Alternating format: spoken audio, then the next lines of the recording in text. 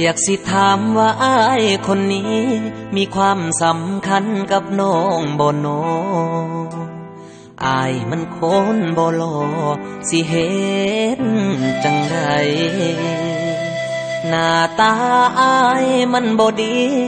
แต่หัวใจอ้ายมักน้องหลายสิเฮ็ดจังใดให้น้องมักอ้ายคือเขามันคงเป็นแค่วาสนา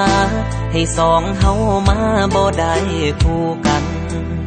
เกิดมาได้แค่ฮักกันก็บุญแล้วล่ะอ้ายสิยอมรับกรรมต่อไป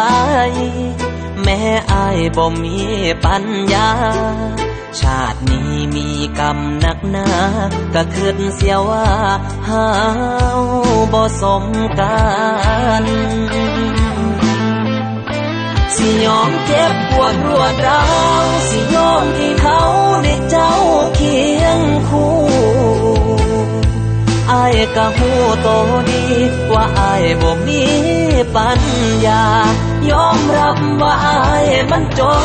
นอ้ายก็เป็นคนคือน้องนั่นล่ะถึงสิเปิดปัญญาแต่อ้ายก็หักคือเก่า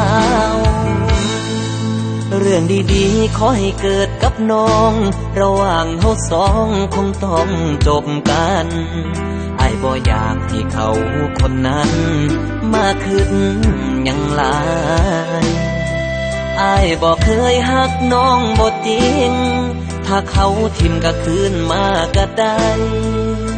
สิเป็นสิตายโตอ้ายก็ฮักคือเก่า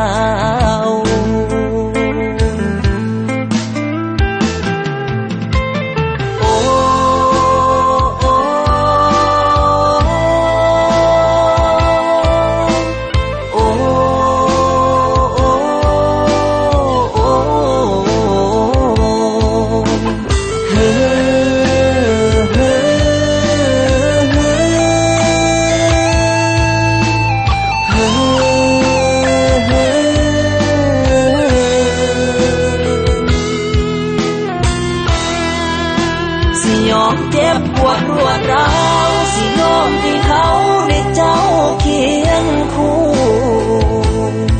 อ้ายก็ฮู้โตดีว่าอ้ายบ่มีปัญญายอมรับว่าอ้ายมันจนอ้ายก็เป็นคนคือน้องนั่นล่ะถึงสิเบิดปัญญาแต่อ้ายก็หักคือเก่าถึงสิเบิดปัญญาแต่อ้ายก็หักคือเก่า